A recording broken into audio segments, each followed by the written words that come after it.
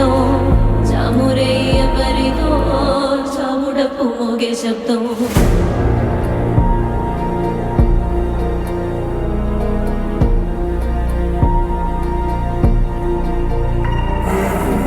మంత్రాల పకిరు చెప్పే మాయ మంత్రం కథ కదే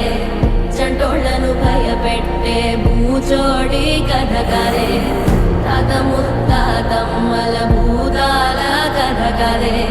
విక్రమాదిత్యుడు చెప్పిన వేదాళుడి కథ కదే దీపము నుండి దెయ్యం వచ్చే అల్లావుద్దీన్ కథ కదే ఇది ముడత చర్మం ముసలి చెప్పే కథ లాంటి నిజమేలే